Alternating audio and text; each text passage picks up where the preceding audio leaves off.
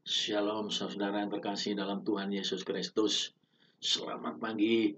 Kembali pagi hari ini kita bertemu di channel Robert B di Minute with God. Menit-menit bersama Tuhan. Pagi hari ini saya rindu membagikan sebuah firman Tuhan. Sebuah firman Tuhan yaitu mengenai kekuatan yang baru atau new strength. Di mana ini adalah suatu hal yang sangat kita perlukan di saat-saat seperti ini saudara. Karena apa? Justru di saat seperti ini, kebanyakan orang sudah habis kekuatannya. Banyak dari kita yang sudah menyerah.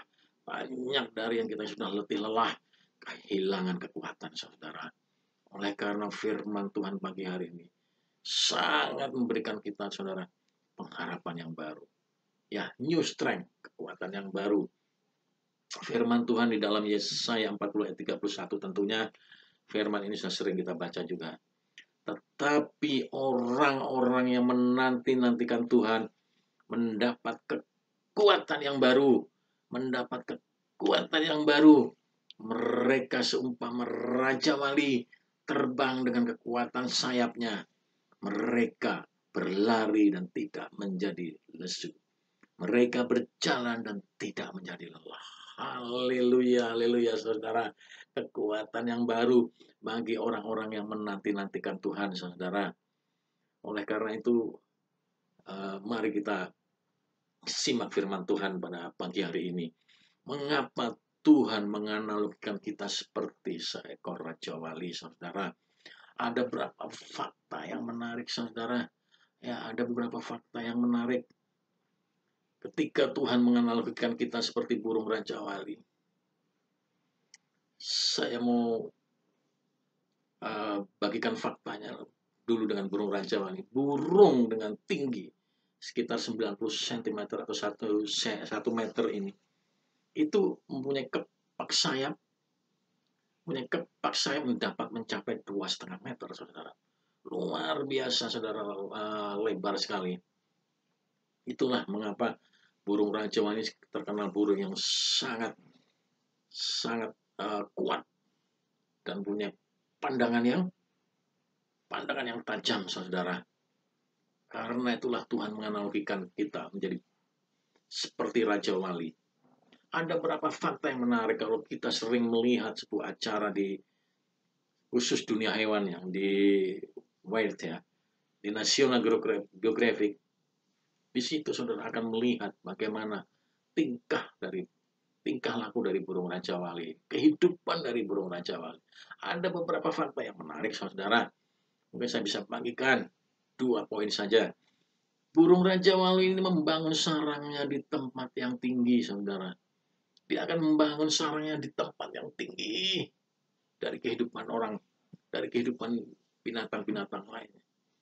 Ada berapa tujuannya? Tujuan yang pertama adalah, saudara, mengapa? Dia akan dapat melatih anaknya, saudara.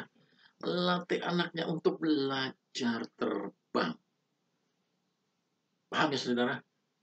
Oleh karena itu dia meletakkan sarangnya di tempat yang tinggi agar anaknya itu bisa diajari untuk terbang. Caranya ini yang unik, saudara. Caranya sangat unik. Itu, saudara, sarangnya ketika dia mengajari anaknya untuk terbang, itu sarangnya digoyang-goyang oleh induknya sehingga anaknya akan keluar meloncat dari sarangnya. Mungkin dia akan berteriak-teriak, oh tolong, tiap, tolong. Begitu dia mau menyentuh tanah, saudara, belum sampai menyentuh tanah, dia akan angkat di pundaknya, angkat di antara kepak sayapnya, sehingga tidak akan sampai jatuh ke tanah. Ini yang luar biasa, saudara. Cara burung Raja Wali mengajari anaknya. Digoyangkan begitu juga, saudara. Zona nyamannya digoyangkan. Saat ini bila zona nyaman kita digoyangkan, saudara, pekerjaan kita sedang digoyang-goyangkan. Pelayanan kita sedang digoyang bangkitkan. Apalagi usaha kita sedang digoyang-goyang, sedang digoyang-goyang oleh Tuhan. Saudara harus sadari bahwa itulah saatnya Tuhan sedang mengajari Anda dan saya untuk terbang. Melatih kita untuk terbang, saudara. Jadi jangan berkecil hati, saudara. Jangan berkecil hati. Kemudian saudara merasa putus asa. Bagaimana ini Tuhan? Bagaimana usaha saya? Bagaimana pelayanan saya? Bagaimana ini keluarga saya? Bagaimana ini pekerjaan saya? Ya Tuhan, inilah saatnya saudara. Saya mau katakan Tuhan sedang melatih anak-anaknya. Sedang melatih saudara dan saya untuk terbang di hari-hari ke depan ini. Haleluya.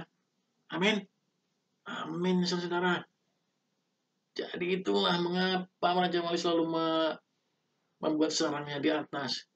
Ada poin yang keduanya lagi, mengapa dia selalu membuat sarangnya di tempat yang paling tinggi di atas?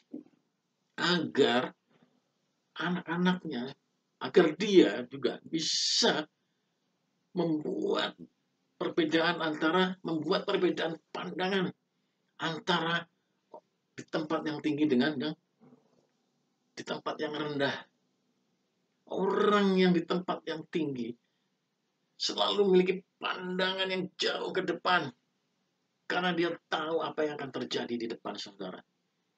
Berbeda dengan orang yang tidak berada di tempat yang tinggi, yang tidak berada di tempat yang tinggi, dia akan bingung, akan panik dan sebagainya, saudara.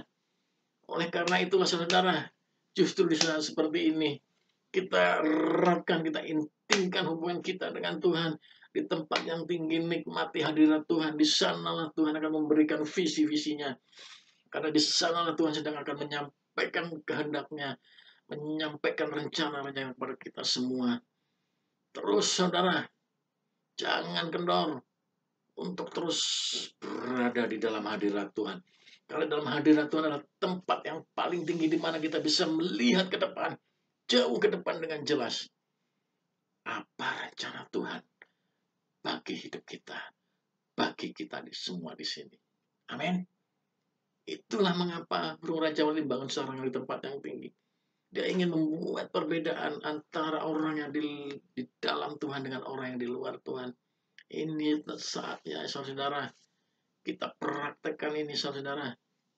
Ini saatnya kita untuk semakin melihat bagaimana Tuhan membukakan visi-visinya kepada kita semua. Haleluya, saudara. Jadi itu yang terjadi, saudara. Nah, kembali lagi kepada bagaimana cara burung Raja Wali tadi mengajari anaknya. Kita bisa baca dalam Ulangan 32 ayat 11. Di situ katakan, laksana Raja Wali menggoyang bangkitkan isi sarangnya, melayang-layang di atas anak-anaknya. Kemudian apa? Mengembangkan sayapnya, menampung seekor dan mendukungnya ke atas kembali. Haleluya. Itulah, saudara, cara burung Raja Wali mengajari anaknya. Dia tidak akan membiarkan jatuh ke tanah mati, tetapi dia akan mendukungnya di atas kepak sayapnya, saudara. Kemudian membawanya terbang tinggi kembali ke atas sarang. Begitu juga kita saat ini, Tuhan tidak akan membiarkan kita tergeletak, tidak akan membiarkan kita, saudara, celaka.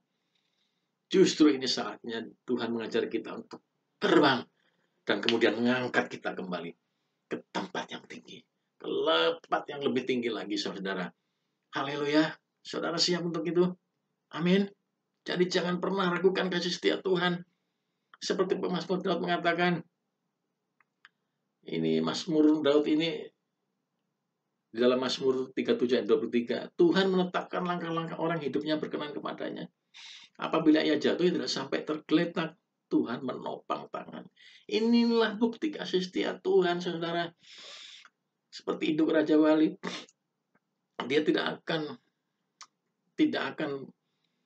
membiarkan anaknya untuk mati. Tapi oleh karena kasih setianya begitu tinggi, dia akan mendukung anaknya di antara kepak sayapnya.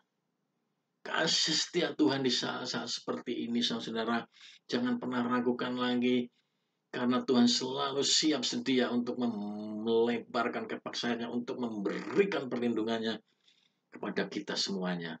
Amin. Jangan pernah ragukan kasih setia Tuhan. Kemudian apalagi saudara?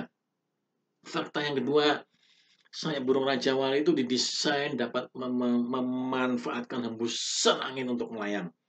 Jadi keunggulan burung Raja Wali ini saudara, keunggulan burung Raja Wali dibanding burung-burung yang lainnya adalah justru pada saat angin kencang, pada saat badai datang, justru di situ dia dapat menikmati terbang.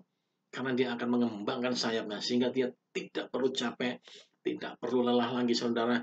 Dia hanya cukup mengembangkan sayapnya, dan dia dapat melewati badai dengan tenang. Haleluya saudara. Itulah saudara. Itulah saudara. Mengapa Tuhan menganalogikan kita dengan burung Raja Wali? Karena apa? Begitu kita sudah dilatih oleh Tuhan beberapa saat yang lalu, sudah keluar dari zona nyaman dan sekarang sudah bisa terbang. Pada saatnya nanti badai datang, angin kencang, itu saatnya kita mengembangkan kekuatan kita, mengembangkan sayap kita, agar kita dapat melewati badai ini, saudara. Badai ini, angin yang kencang ini, dengan tenang. Haleluya, saudara. Haleluya. Amin. Jadi apa, saudara? Berapa hal yang harus kita mengerti bahwa semua anak Raja Wali itu harus belajar terbang. Saya katakan lagi, semua anak Raja Wali harus belajar terbang. Sehingga ketika badai datang, siap untuk melayang. Saudara dan saya adalah anak Raja Wali, didesain untuk menjadi anak Raja Wali. Bukan anak bebek, saudara. Bukan anak ayam.